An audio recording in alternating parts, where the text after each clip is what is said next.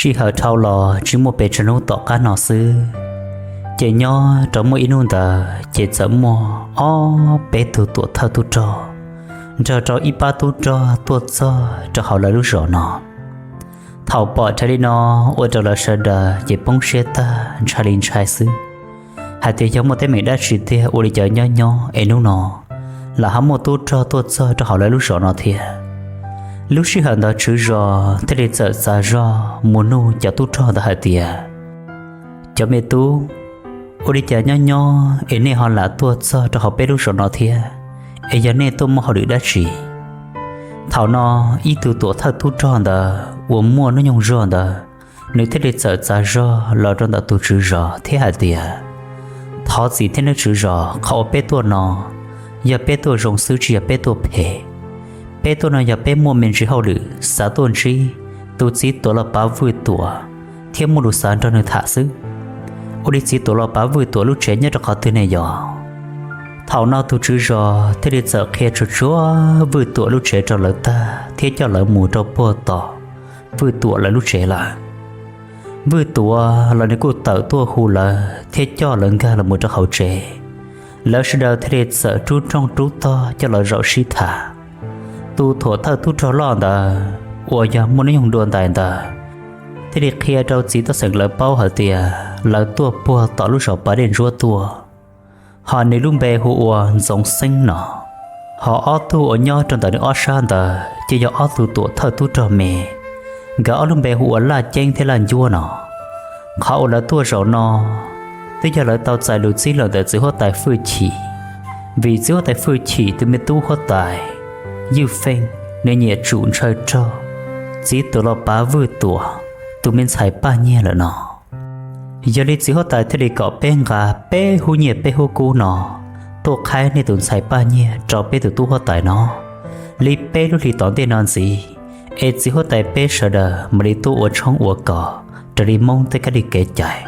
thế rồi cho ba nhẹ một cho bé tụi tu họ tại như phèn nó sự hốt tại phơi chỉ cho lù chỉ chúa mua đi nó lại sư cho nó bao nhiêu gì là ở chỉ tao li trả thế nhưng là chỉ thâu cho chạy ở sự hốt tại tao cho lù đi nó là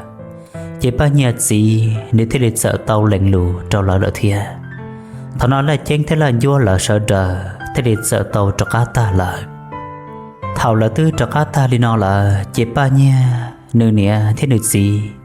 thế để sợ tao cho sâu dạ sâu trả nó là một khía ta cho bao nhiêu thế để sợ hại trong đường này thế này gì hả thì nhiệt thiết gì tôi họ tại yêu phen tức chỉ tao ship bỏ xin chi thế ship bao là đua lì cụ dỗ lấy chồng một dỗ nữa thế dỗ lấy chồng một cụ luôn nên thằng đã bao nhiêu này thế để té được bao nhiêu hả thì do làm mà men xài nếu dân chuyện chỉ tao ship bỏ dân chuyện chỉ tao xin chi là đua lì ta chỉ giờ thảo các muốn cho được nhau muốn được tụi bao nhiêu là trên tao hả thì nên nhiều chủ sĩ nhẹ sĩ lưu sư vì tôi có tài lợi do nên mua men mỏ mua nhiều mua xiêm lỗ nu thế do tôi bỏ nhiệt chỉ là mấy bé sẹn sợ đời hoa hử có bao nhiêu chỉ số hải đất chỉ đòn tàu em nên chơi được mua gió sư nọ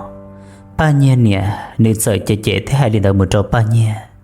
chờ nó bao nhiêu chỉ cô sư nhưng chỉ cả gió lì thằng nó bao nhiêu gì là cô hải trò bao nhiêu hải tiền men xài lúa bỏ xanh giờ ít từ tôi có tài là chỉ dối dân chỉ tàu kia đi nơi mò có cả chỉ dối đi có nè hại giờ chỉ đến đó bé chuyện này dùng chỉ tên mình ít con gì rong chỉ rong chạy ít gì chỉ bé chuyện này họ dùng tàu tuột ta cho con đợi nó thiệt ít khó là cụ tư nó hả thiệt tôi họ tài yêu phèn nếu cứ giờ ít từ tôi họ tài ở cho lù tù thế giờ ít từ tôi họ tài ở rong trong hàng lưỡi thiệt có một dối nửa tê rồi có lúc này dùng chỉ sợ nhẹ nó mò miền dài cả chú sẽ lo thế giờ đi con này hại thọ có sạp bỏ đợt bé sẽ đợi cho xe thế bé chút số tụ cho xe chỉ nhau trong đợt co là sự nó mò miền xài thảo bao nhiêu gì hay đi nào tan thọ trong bao nhiêu ô chỉ tao đi chả bao nhiêu thế để sợ sẽ chỉ xe hả tiệt giờ đi chả lo tức số đi nào lại chế bao nhiêu giờ đi ôn hết gì hay thảo nào bao nhiêu gì lại cô tổng 3 đêm 3 chợ tỏ lúc xí hở thao là một tàu bé lúc thì tỏ ca lý khó tu tổ thơ tu cho là tao tu hại chê ở đây chả nhau trong một ít luôn ta chế sợ bỏ giữ hóa tiền trò tê tu ma tu khen xài chín xài hồ lỡ sợ cha nhung cha tự cha nành thâu ra thâu nhà thâu cu cho lịch trong sư rõ đồng địa tua bó thì giàu kể tua là lo rõ bé lưu long nành mà sùng gâu hành lý thia ui giờ tua tỏ bao lòng hoa tài tua lưu thi y chế giờ do chỉ hoa tài phơi chỉ thiên nhiều hoa tài phơi chỉ họ nhau cho lưu thi o chế giờ tu hoa tài phơi chỉ lưu nữa nhau cho họ lưu thi bé chế giờ lưu hòa vô tua tỏ lại tụng gâu nha nó ta ôi đi cha thầu phơi chỉ tờ bờ họ lưu trên nền là ôi cha phơi chỉ giờ ti tu lùa muốn nên nhung tha trả lời cậu xa một đầu cậu gì lúc chồng tờ sư cha son chỉ họ rong rong gì luôn gì nhẹ chạp lao đi lâu qua trâu nhẹ chỉ là mấy bé sẽ ít to on gì chê xin chú chí thả rõ bé ra hạt địa ôi đi cha tôi họ tại yêu phê dễ dễ tu ở sơ rong trâu tam bộ điện ta lỡ sẽ đợi chạy trôi nhau đi đến rìa thiết xin xì đi nọ sư lỡ xua tu chạy tới chỉ thiên do chỉ tao ta sĩ nhớ đến đời tu po thế tu gia ở tàu khởi yêu phê cho là tu ổn cả ít tu đờ trên cái dân chuyện chỉ tàu sông hàng lì thảo non cả lên thế lịch sợ giá ra là trong đời yêu phê lúc sư hận đó là vua thế là trên gờ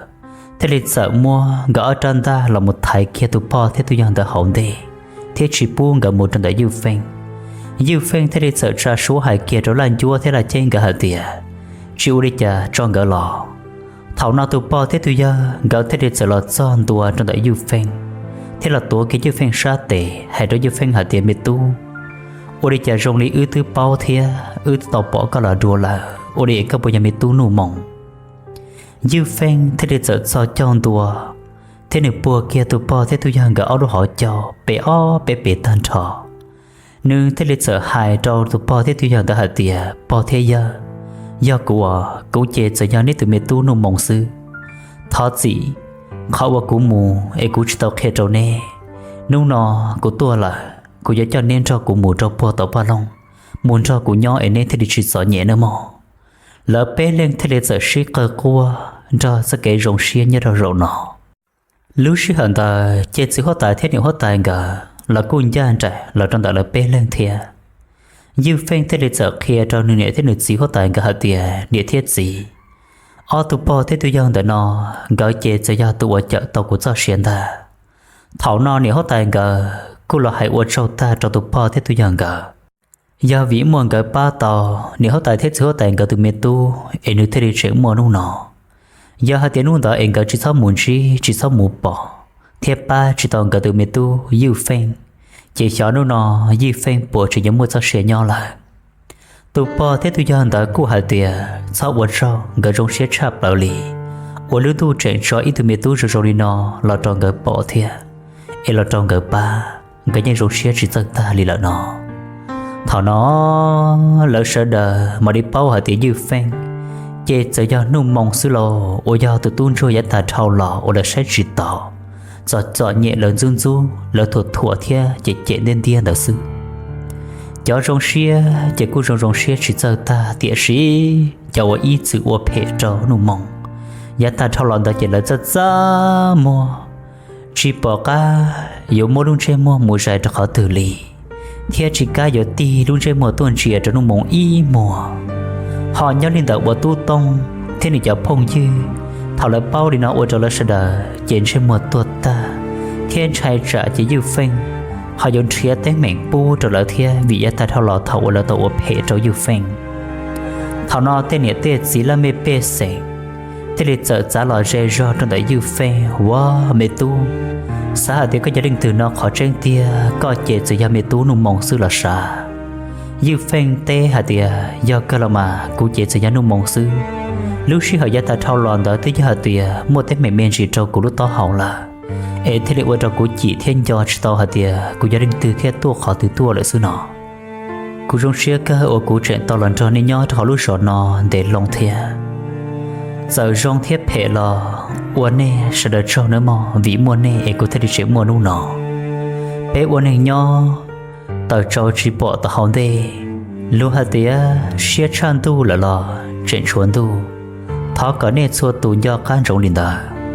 thảo dư phèn hải đi nó trâu tu tông là sợ đỡ về tu tông là ra mua ta lì nho thì chồng phó sủa chia là sư ba nhia gì thế để sợ cho kia dư phèn là sợ đỡ cả kia tan thâu mới ra hậu trẻ là nhớ trong lúc đó chị ba nhia nên đã tao ít trong rạng câu nhà chơi chia rồi trong câu chắp lão lì tiệt sĩ nhớ trong đó ba nhia ở sáp lù chị cũng muốn từ sĩ bông đỡ bể vò sao tới giờ cho họ sĩ hạt tiền nô mong trả nó có nhớ cho họ tư lợi sư là sau nó lại trên cho do là một thay ít xí ấy ư giờ chỉ muốn cho các tàu xin chế đồ lì là có bộ bao hạt tiền của lú thế cũng do con bộ đi trả có chỉ cho các lò chế nô nọ và nô càng đỡ có thế cũng ư lợi sư ở nô mong xóa tiền nó yếu mua con do một giờ cho thảo tư ấy cũng mà đi nọ cả mà đi mua cả trẻ to họ cũng lúc xưa thế cũng lúc thứ nọ mùa nô mong tôi nên ở cũng luôn ba nhà chế chuyện rộ cho họ nơi trả thiết xã tư dự tu xưa đi nọ ba nhà tư chỉ bảo họ tiền tu san rõ ở gia đình tư tí lúc xưa họ đạo sư chế sợ nó là một khi kia lúc họ trong ở trong lúc họ trong ra rõ kế khi plò một trò san rõ ở đi chợ sợ bỏ thành cho dân gâu đó thảo nó ba nhà thế để sợ so cho chuột này cho có một tan thọ thế hạt tiền gâu đó giờ có lọ giờ một thế mày đã chỉ gạo đó thế để sợ hạt tiền nề lò cũng một số sử dụng sạc hết có bao thiệt ba nhà thế để sợ ở luôn trên mua tròn trò thiết tế hạt tiền gạo đó đánh mình tới đó cho chỉ đi nó là có chỉ có đa cụ thế lò nề lò sắp mà ta kể chế mà cũng trên tao hạt tiền ra số sử ở cũng giấc hết cho con nó cứ sử dụng xe sư ba nhà giờ y nhiều lúa thiết tế hạt tiền các sự khai sẽ ra số sự đó có họ trong đi trả tiền, ở đi trả xe trong đi công mua số lúa lúa lì, thảo nón câu đó thế để sợ nung hạt tiền nịt lò, ở đi có bộ chuyện lúa thế bộ chuyện do thế là nung mong là, nịt lúa có chuyện nung đất chỉ có thế nào, có tới chừng bao là sợ hạt tiền của lúa nung mong bỏ đi trả nó sợ, câu đó thế để sợ lúa lúa thiết tế hạt tiền, do có lúa nương bỏ đi có hạt tiền nung nọ có thứ tàu tuần heo có lu trả đi cái lu xuyên trở là ấy có phèn chỉ do chỉ dùng xia có phèn chỉ do tu xia ở đất chỉ ba nhà lòng do ở đi chẳng câu đó ở nơi họ do hải sở ở lu đi thia ba nhàยังชิงกาเชียลีchỉ ba nhà thế đi chợ nô cho cá hạt tiền nhiệt lúa ấy có hải đất chỉ đi có ở đi chợ của họชิงกาเชียลีcâu đó thế đi chợ kia hạt tiền chỉ như cho đi chợ thế nào có bộ bao hạt tiền tuần heo có luôn tới chỉ chợ do từ tu giờ tuần trò có một trong nhà trò nung nọ ta thảo nó thấy li nó sư ở trò ba nhà đu xe bông thả tạ xin đà sợ tranh tổ kia gạo đỡ ở đâu sư bơ thiên hùng trong gạo đỡ hả tiệt ở đi bốn một thiên gạo đỡ có là ra của sư lõi dân nhà tiệt tiệt lì thảo nó gạo đỡ thế thì mặc kia hả tiệt do là mà tôi có thể dư phèn cho nên sẽ do nung mông sư họ nung mông cho nên cô do tôi có thể dư phèn thiệt sư thảo câu đó nhận giờ hậu thiết khế tan cho linh đờ mù trâu ba nhẹ thế để giờ xa do yếu chủ do lợi sư vì lúc xưa họ thảo ở nông mong trên trò của nhau đờ nếu dân do chỉ tao họ tiềnในgia đình tư thiết tổ họ từ tổ lợi nọ thảo ba nhẹ xã tao đi nó ở trò ba nhẹ lúc họ xé thiền trò bị bông rồi xé chạp là ở công môn từ xí tạ xin đờ nhớ trò tí lúc xưa họ đờ sư chế giờ bỏ cái áo thun xài gì lọt giòn đùa trên tờ ba nhẹ gà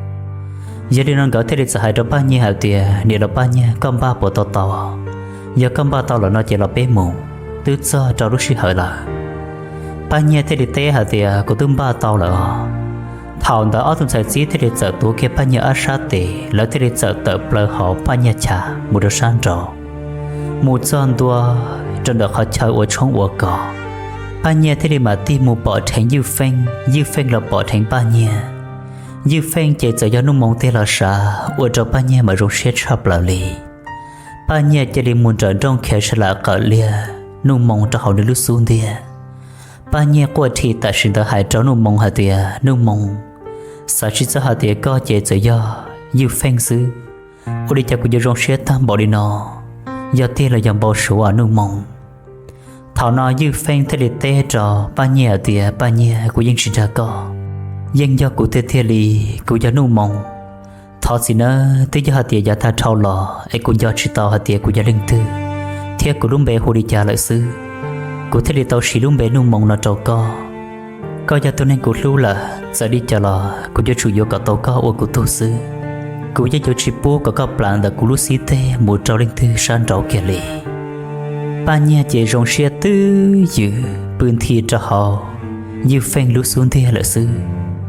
thảo nó là thế lệ sợ mua ba nhà thia như phèn gỡ lúc trong lúc cỏ là muốn nó là dễ xóm bò tàu bê nụ bê mỏ như phèn nữ thế lệ sợ tàu cho nữ bò thế nữ giờ giờ trong câu đau thế Charlie là sợ đờ giờ như phèn một trò trò bò tàu va lông thế một nhau trò bò tàu va lông là thảo là trò lọt son tôi trò bò tận trong chạy chỉ khó tài nữ cô trò cá và tàu ít trong nó trong hậu là cô tàu nó bê nụ bê mỏ giờ là dễ xóm bò thia từ nhỏ là giờ trò mò thi bê ở nhà nước thi bê đó là như phèn để dân trẻ muốn cho tên nó tê chữ khi lo để lo chờ để dân trẻ cuốn chết cho ba nhà lì ba nhà từ nhỏ tỏ lọt son đùa cho thảo ý ta mò đùa đó lúc xưa hẳn đó thế để mà bỏ là chén thế là chuông gỡ cho thế gỡ bù tàu như phèn lọt so cho họ như phèn gỡ chả bự như phèn trẻ tí tu quần tổ liên tổ lon tổ ta thế nữa dân chỉ nó lì là ba nhà thế để sợ hại trở lại chén gỡ hạt tiền ý trả là chén gỡ lọt xa để thế chế gỡ các chiếc mũ bự sò ấy chia ba nhà mà đi lọt say chiều như phèn nó thằng nó là chén thế là chuông gỡ thế để sợ hạt tiền u điện tài chén gỡ sợ cho cá lại thằng nó ba nhà thế để sợ mù rộng đùa trên tờ bông xa ba nhà thế để mà ti mù say trở như phèn tí rộng giờ kia ba nhà tụi nó mong lại tiệt thiệt đi lâu ở trong ba nhà rồi xe chập là ba nhà thế để sợ hạt tiền nó mong của tôi sợ hạt tiền xe tiền nó trên xe của chỉ một sao mong cho tàu trí thế cho tàu bỏ qua được ít rong gì đi đỡ nó giờ sau một đất chỉ tiêu ở đây chả đúng nó luôn tu lại cho ở lên là xin trí đùa tàu là ở xí uống cả nhau ở ý kề bự cho ý không xa các bộ báo hạt tiền của rong xe chỉ giờ ta liều cô tháo cho lũ cho các hạt tiền ta tiện nên nó cũng giờ chuyên chú chuyên dạy con một hạt thứ lì là nung mộng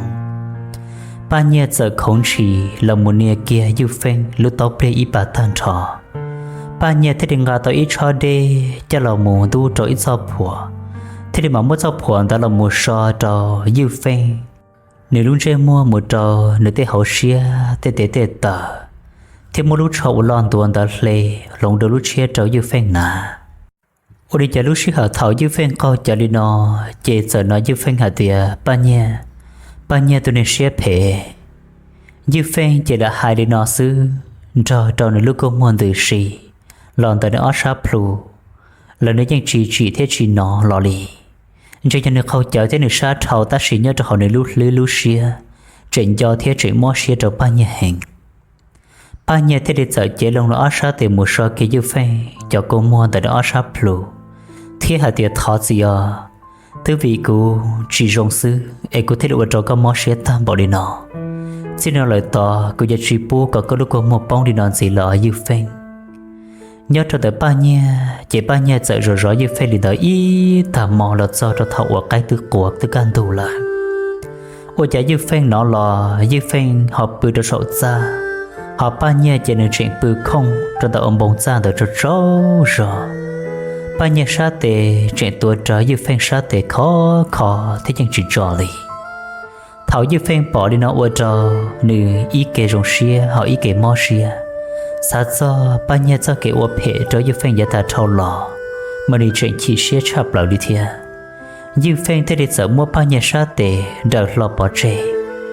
ba nhà thế để sợ chỉ thành lò ba nhà thế để sợ hạt tiền có gì có thứ nó lò lại lò các bộ nó móc họ tư thế các bộ trái pla hai cô cùng một đêm mua cho con nó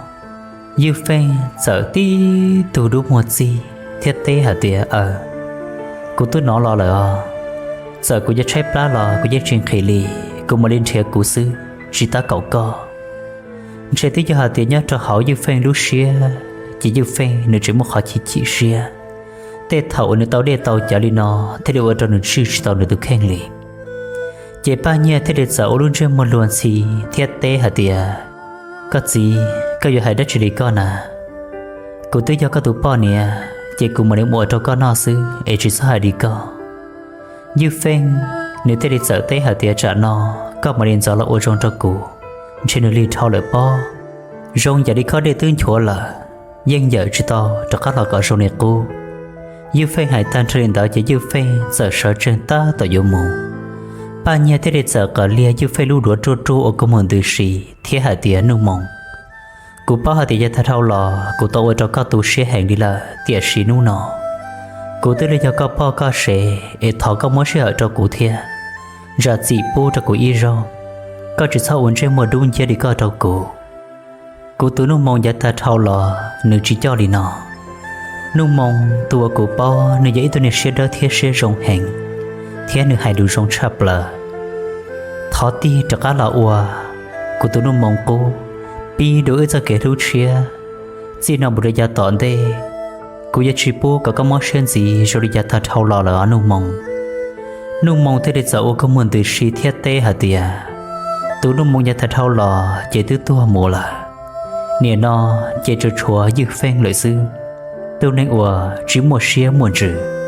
tôi chỉ tu xía lợi sư ở chỉ cho tỏ lại cho có trong xía na ủa đúng nó có lọ tàu luôn nên mua nhiêm mua xiêm rồi nu trở lại để các lúc xuyên trở lại thảo nói như phen thế để sợ mua bao nhiêu sát tệ đua thể ôn bạc plua thảo nó nu mong nếu thế để sợ tập bạc mua lại bao nhiêu chế uất story trả nếu sợ chế đi rộn đùa cho họ cô đi qua được xứ thiết trâu chỉ trong nơi tụ khen ta so chỉ để thảo đó là chế như phen nhưng chỉ cho là cuốn rễ bao nhiêu lì như phen Lucia chỉ do dỗ ba nhẹ lo chỉ rõ có ba nhẹ bao giờ thì gia ta thâu lo ấy ba nhẹ tao đi chợ đối với phèn mò xía sư giờ đi lúc xí hận ta như phèn chỉ chỗ nia nụ nia mò cho là sự đời mua lo để lo chợ thả luôn có ô bèn ô gì cho ô trâu nọ ô có mò mò ba nhẹ xía tới giờ thì ba nhẹ lo lù chuyện cho trở để đang trình nhớ cho họ như phèn Lucia chỉ lo lì ấy như phen thế để xóa sự, hoặc là rong thế dỗ của tàu ba nhẹ là chỉ rõ đi nó sự. Nhớ đi tàu ba nhẹ, giờ thì như phen nếu dỗ phê cho ba nhẹ bỏ đi nó là ba nhẹ. Nếu cô chuyện ưu xuyên tuần tệ, hoặc số giả số trả, rong bố cho như phen. Hoặc có như phen ưu xuyên ghi, thế có như phen giả dị cho ba nhẹ sự nọ. Một thế thảo như phen, nếu cô mà họ đi hậu trợ lọt do, ba nhẹ cô chuyện mong gà đê, gà phùa, cho là một sọ cho như phen thế. Chỉ sợ mấy rong đó như phen sợ họ để hậu trợ là nó có chờ bây giờ thì sợ mong cả tới cho để thì sợ họ lần đầu để sợ cho như phen rồi để họ cô nó ta chỉ mà như phen họ mới được sát tệ xin sự do ua trò cho đến lần cho ta muốn tu cho đã lúc ra ta lì bây giờ thì sợ là tuổi kia như phen còn được chỉ son đó xứ lọ như phen chuyện tháo ua trò ba nhẹ chuyện công còn một trò bơ thì cậu trẻ thiệt như phen chuyện tơ tiền chỉ một trò ba nhẹ thế hai trò ba nhẹ hả tiề chỉ sót giá là rơi cũ ý tôi nên sẽ đủ sẽ phải đi co chú ý hả tiền cho nhiên cho chia sứ cho kế sẽ thu yên chỉ muốn nông nghiệp bu trò co kia lì muốn tao giàu chỉ ba nhẹ nếu như muốn nhẹ qua ý lên trò bùa tỏ tê tu sẽ tư dự là kia chỉ tao trò lên từ bao như phen dỗ nói ít lúa là ba nhẹ nhưng ủa thêm ba tỏ như phen số lúc xí hả thế ủa lòng đời đến ở sát tệ một trò như phen nó thế không giờ là ba nhẹ nhưng làm gì làm xùa chỉ ta đến đó sẽ là ba nhẹ nếu cô hóa hử thiết lú như phen nhẹ thiết gì ôi giờ nếu họ tài thiết chứ họ tài cả chạp là đi thiết giờ đi non cả o lên là cô nhẹ nhẹ ba nhẹ ta rồi thảo này họ tài thiết số tài ngỡ bỏ hạt tiền ngỡ từ miền tu chưa phen uo chỉ do lại chỉ này họ tài thiết số tài ngỡ thế để sợ hại đối với phen hạt tiền miền tu nhá chuyện cho khó từ chỉ rong thia chỉ cho có xia có sự khe là trói uo này uo chỉ so có chỉ cho xia cho khó từ mà đi cọ nhát lòng ấy có chỉ xong uo bền uo gì đi nó là có uo đi nó nếu vậy khó chỉ rong kia liền sợ ngỡ vô hại thì vô nung bỏ đi chờ lọ như phen nếu dân chim long lên từ hai kia lì hậu nếu đu xia chỉ chùa san trống hạt tiền yếu đi cha ấy thế thì do bao tao nữa cho cái chỉ xia nó sư chỉ sợ nho cho họ luôn trong bà đền chua nó sợ mấy tụi chỉ to sành nếu mấy tuần xài đúng bề huống công chủ chỉ có giấy tuần xài lọt xuyên chùa thế giống cầu thi địa sĩ giờ mua bị cho ba nhẹ chính công chủ cô trẻ giống cầu chỉ cho điều ba nhẹ thiệt công chủ thế như phen cả chỉ những ship bao bó thầu ăn cả chuyện mẹ mẹ lò mù lại công chủ nó dân nhẹ nhẹ như phen chắp lão lì địa sĩ nhất định đã như phen chỉ nên họ sang công chủ rong tạm tôi lấy cho những tụ mùa xứ thầu ở xua giả số đi nó là chết sợ cho có bao tàu như phen cho kén trị xia như phen thế để sợ tàu cho công chủ cho như phen một trâu u trâu nọ thiết hai lũ ở trâu công chủ nó một xia ở trong công chủ lúc xia nửa pi cầu lũ rủ cho cá trâu như phen giờ đi nó tỏ tên nó như phen nếu như cả tàu công chủ là ở như phen tụ bao nè ở nhà ở tụ nè giàu nó ta giờ họ thì ba nhà nhau tàu nó chỉ có ba nhà nhau họ giờ họ thì ba nhà nhau chỉ tàu nó chỉ có ba nhà dễ miệng tự mùa xứ như phen dân chỉ chạy đi nó ta thảo nó ba nhà nó tàu thiết bao đi nó ở trong ba nhà tụ xia chắp lão lì nếu mót xia hành tiệt xia nó chủ ở tư dự thiết trơn tụ khen cọ tàu chỉ ba nhà thế thì sợ hai cho như phen ở tiệt nhau trong tàu ở như phen xứ giờ họ thì như phen xã ở tiệt như phen nhẹ thiệt lúa tàu nó chỉ như phen cả chỉ vô lần cho như phen nho thế như phen cả chỉ lúa mù thảo ba nhà cho lùi đỡ một cho như phen ta như phen thế thì sao thì nửa nè cháu ở trong địa giờ chỉ có sự to xe nó họ ở trong một số cho thảo tư lúc sĩ họ tư thảo là một tàu ít lúc chọn tỏ ca như phen chỉ nếu dân chỉ chửi thì dân chỉ có ba nhà kia lì cho ba nhà nho ít lên khó khăn ría tư tỏ rong giờ đi tôi nên chỉ một sim mòn cả ở trong ba nhà tu xia một trong ít cho kẻ từ lọ ba nhà nếu rồi sáng dậy cho kẻ tu xia sư cho kẻ mò xia nhớ lòng bên nuôi tại chế ba nhà thia như phen trò công chủ là thế lịch sử ok lên tới tôi muốn hậu lử trò bó thì ít thủ đề lo ta rồi thảo là một con tua cho họ thủ đề lo đỡ nọ là thế lịch sử là một số nọ sủ như phen thiên công chủ gạo chè nhiệt sĩ thả luôn sơn xì y lên bu cho y lên nọ họ nhớ đi tới ba nhà chế ba nhà bỏ tàu đi nó ba nhà đu xe mò hành lý thế nhỏ y trả chế ba nhà trên hai giải vô tiền chỉ tàu nữa lúc cô mua ba nhà thế để sợ trên để thay chọn tờ mù rọ đồ bó tỏi thùng tù đê ô nhau đồ tỏi dọc bó xe ba nhà tụ xe thế nên khó xe chế ba nhà giờ thầu tàu kia ít tràn giả họ nên đua xe cho lần một chua ô nên rõ không gì khó xe chạp là bỏ tên lông mam lông tùng chỉ cho chua bông rõ bây giờ là một trò học lại đi bỏ tôi để trông cho con lông đỡ tàu đây là môn kỳ hạ mà rồng gâu thế khó xe chạp lại đi lâu lúc mẹ xuân dàn rõ khó xe nó chỉ được rõ không gì hay cho mẹ kén gâu kén đâu ô nị xí lưu ấy xí tàu mót xe bỏ đi chả ta xí ô đi chả thảo tàu kia là em nị chỉ cho xí lưu nè để phiên đun ra ấy chỉ nè phiên đun trì lưu này sẽ dùng một sầu sầu đi chả thảo ba nhà chua để luôn già li nọ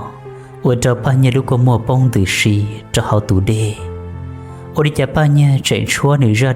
ở nhà ra nhà nó chỉ tao ta xứ ở nhà sợ chỉ để mua cái ít tiền na bông thả là muốn tu kia trong đó ba nhà sát tệ thảo nó ba nhà thế để sợ ti cái một sai trong đó nơi sát tệ ở đi chả họ chỉ cho đê họ chỉ cho na ta chỉ mà họ giờ ít tiền trả lia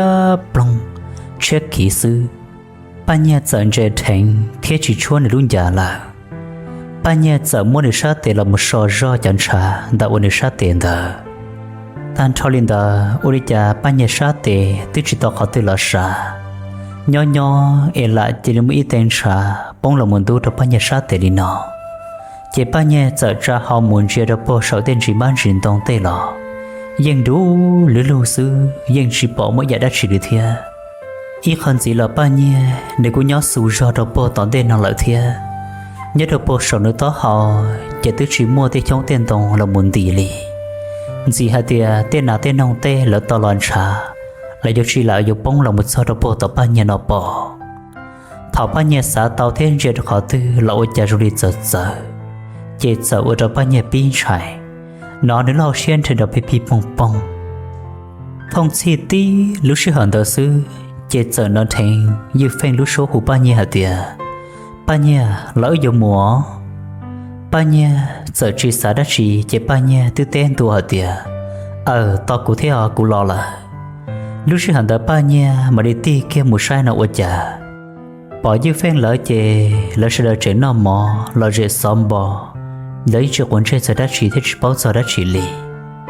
bao nhiêu giờ xả rõ thì bộ ta nào dân từ khu cũ nè ô đi cha cũng long tới giờ như phèn lúc số là啥ô đi cha nó họ chuyển cho nó mỏ bé thế sư ô đi tụng tới gia đình từ tia thảo bao nhiêu xã tôi đi nó chỉ hai dạo đó bao nhiêu trai được sư bao nhiêu thế thì giờ kia chạy chạy sắp bộ tỏ lọt tiền cầu đâu bộ tỏ như phèn lợi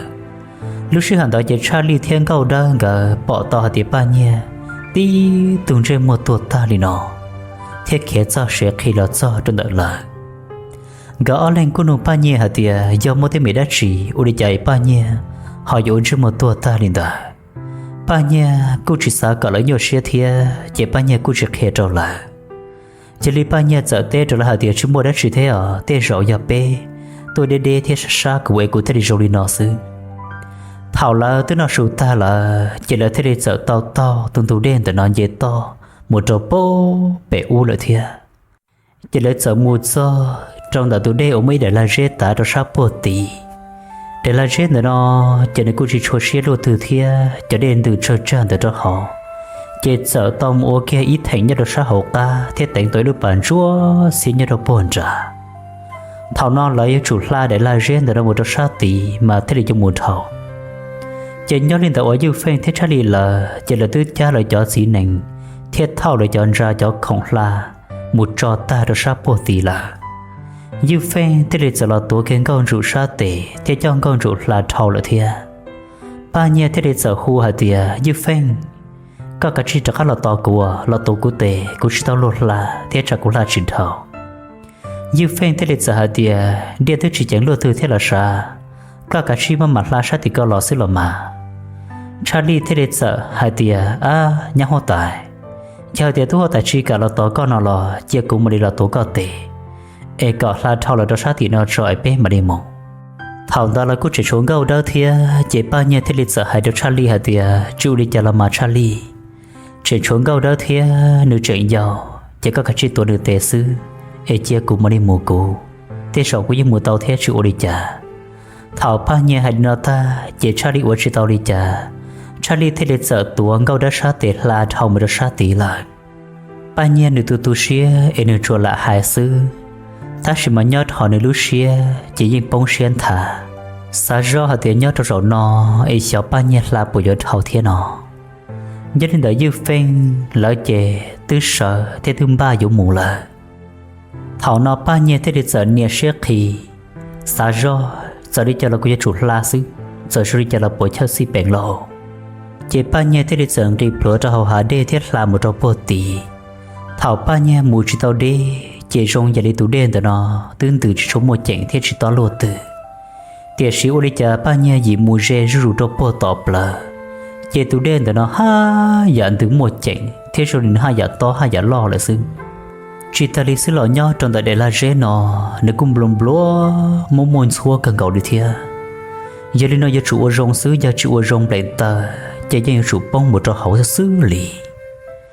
lúc xưa họ đã bao nhiêu thì mà ở cái xí xí mà sai của tớ mà mù đi nó tí lúc xưa họ đã sử dụng bao nhiêu sợ cho đến bệnh tờ kia và cho bao nhiêu sợ cho đến bông kỹ lúa cho bông cho đến một cho bông trả cá u lờ ở nhà bông thản đã khỏi để cho trang đã một cho họ lúc bà và to cho bông hậu u thảo cho đến đó là chỉ cho liên gỡ thế thì kia sẽ là sau kia cho họ lúc cá cha họ bao nhiêu bông một cho họ bỏ bao nhiêu bé vua thiên trò nơi lúc số hùa tiệt như phèn bao của bỏ bé rồi đi đỡ sư chỉ bao nhiêu giờ chỉ được plon tại cho hậu là Charlie sai rõ chỉ tao chỉ Charlie thế để giờ tiếp phờ sắp bổ sung nó lỡ liệt cá một trò bổ hậu tiệt chỉ mà lúc bà đen từ nó to thò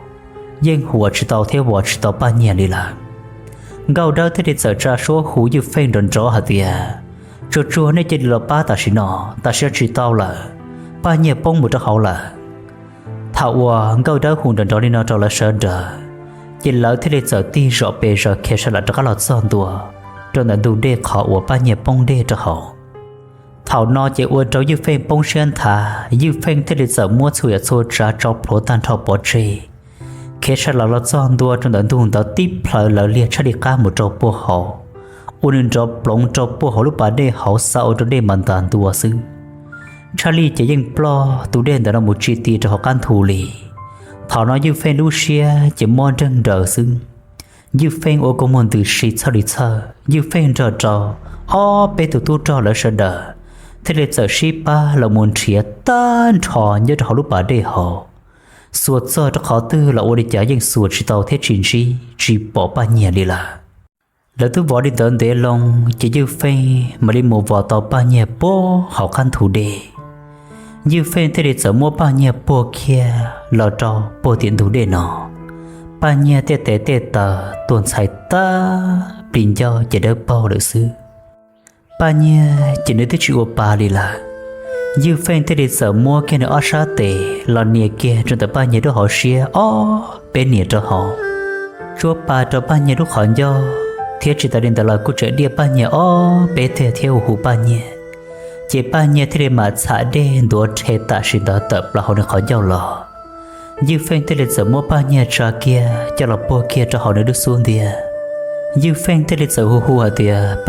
ba nhà có một nó cụ ba nhà giờ hù nữa cho bà bé chỉ ba nhà mới chùa tao khó một lò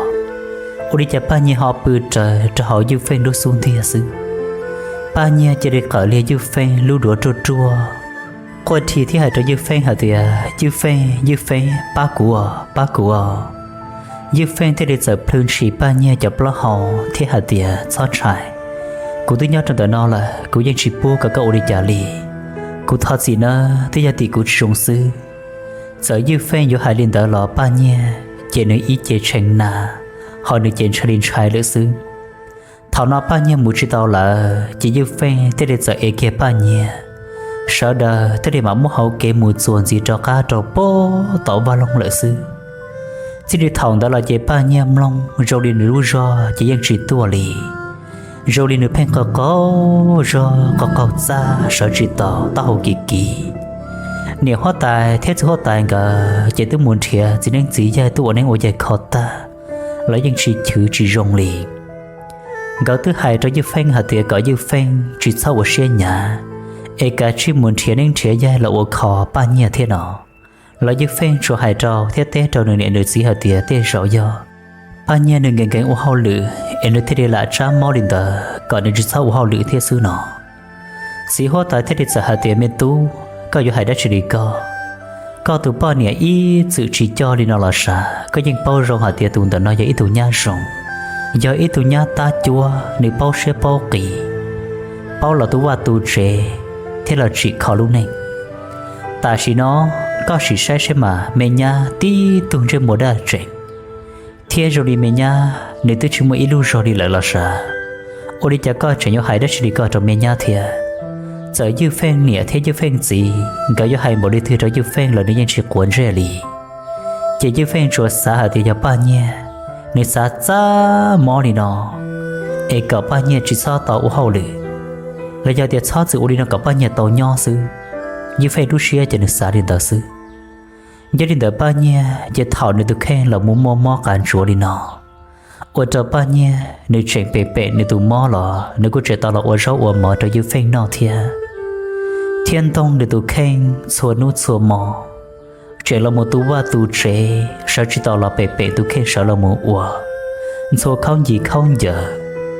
thảo nói họ tại thế họ tại cả sai do giờ phen kia rồi nằm một số gì sư nhưng chỉ tàu kia thảo non cả thế để giờ một hồ tàu ít thứ gì này ở nhau kia đây một đi bé nô kiện ta tuột giờ nếu thế để giờ tuổi thà nên nhả khó bao nhiêu chỉ thảo tụi chỉ nên đợi kỳ nên lọt giờ nếu thế để giờ hai trâu nếu họ tại thế họ tại cả hạt tiệt nếu tụi mình nhang tụi nó mà nếu một trâu luôn nên tranh luôn tụi mong để tụi chú tụi plei cãi to mù lại nữa ta chỉ nó mà nếu chỉ sau ở xe nhà với mình khó tia xe ba bộ cho tàu được sư thảo nó chỉ có tới thế để sợ nu hơi tia gia đình đầu tiên nó chỉ nhau dỗ đi chờ thế để dỗ rộng tôi chỉ đang đợi thế để sợ tê thế hại cho đã sợ đợi hơi tia xôi dạ chê cô tôi một tẹn thia tôi một của ta trâu là ta chỉ mà vì hơi tia nếu tôi tàu tê lô đi lù là mà lôi ra yêu chủ chỉ cho yêu dông gì kia li giờ đi nào mà yêu chủ tàu chạy cả sự đi cậu chỉ nấu trò chỉ sau mùi xe tròn đủ đê là dòng mùi xe tròn tiết cá xe cá chả còn thao đi cậu chỉ nấu là nếu dùng mùi đất chỉ là mà đi mù e xe bổ sung là sư thảo từ chỉ đến hai điện đầu ta nếu thế thì sợ mua tàu ít được có thùng ba lia trò ba nhà cho trong tại nước sát tệ là thiệt thiết giữ có chỉ bố ba nhà thảo được có thùng ba liên từ đó tại nước sát tệ nó giờ chủ cho được có thùng ba liên nó có xử lý bê lú sống chỉ lệ li do hai tiệt chỉ tao xử bê lú sống mà giữ tuôn thọ chỉ bố cả ba nhà mua được có thùng ba liên nó lệ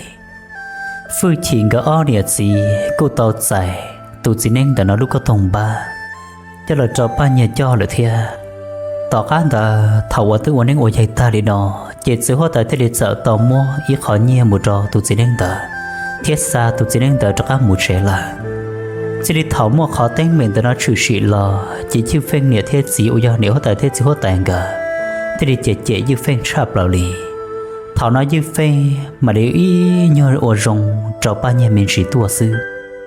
ta chỉ mà nếu dây chỉnh nên rồi mùa họ đi hậu chợ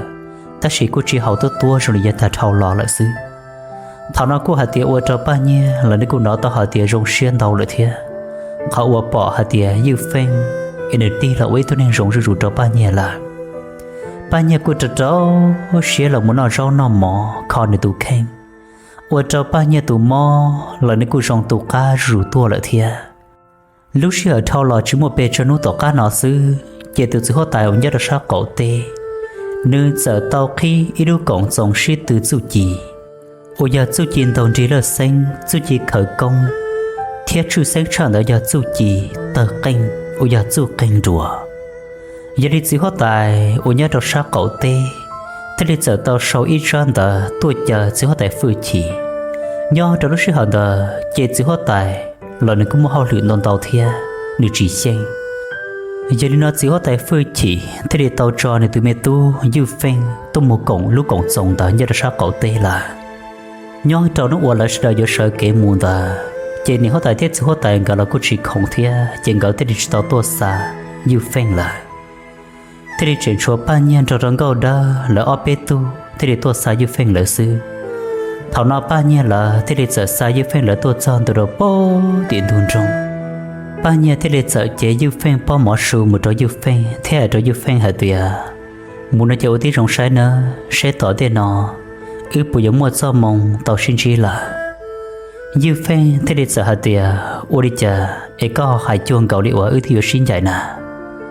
ba nha nữ sợ có một bông đỡ bể vo thiết tế hạt tiệt chỉ mua đất sự theo tí giờ hạt tiệt cũng chạy trả có một tiền tệ ấy nu có các lò chỉ các chỉ bỏ cô là xứ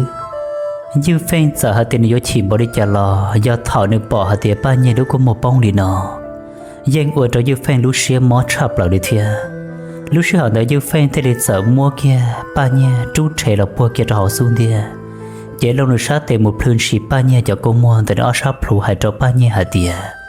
sau qua cùng một chút chua cũng cho cá lọ là cá lọ sẽ lọ thiệt lòng nhẹ thêm lòng gì cả nó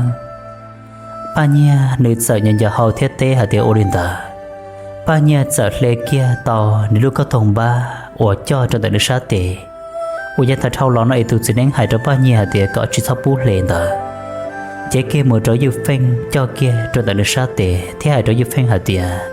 hại sống đó lo đi thia ấy có cho nó có thùng ban đó nó nếu thế điều tàu thì thấy có tụi khen mò một chỗ cho cá lò cũng nhớ tỏ có xứ nào lúc xưa họ đã như phèn là nó cũng chỉ bao thia chỉ như phèn thế để sợ tàu chạy cầu bao nhiêu nó có thùng ban đó cho là cho kia trong tỉnh sát tiền thế hại tiền ôi đi tới chế bé mù là thảo nói như phèn rồi Charlie thia là chênh lan vô là thế để giờ chạy lại cho chỉ nên khe sàn từ một chỗ bố thì u là ba nhà thiên cầu đơn cả thế để giờ trên chia như phèn là một plot ta cho bố thì bồn trong trên cả ó lên thế liệu ý xia trả cá là một trò po tỏ vào lòng lợi sư trên nó cá nhỏ rồng trò quý trồng lòng xóa lên xua tù em nhớ lên tù nó chị cũng muốn thả cho là chạy chị đi nấu để trò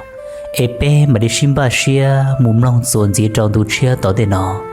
cô chỉ như cho in tù ở rẻ thế rồng lòng cơ cậu đi thế em và thế chị xia hả thì thôi ít rồng lòng sẽ đâm lòng ta là sau đây những chi sẽ kể nó cá nhỏ rồng bé mà đi xin chi đùa ở trong tàu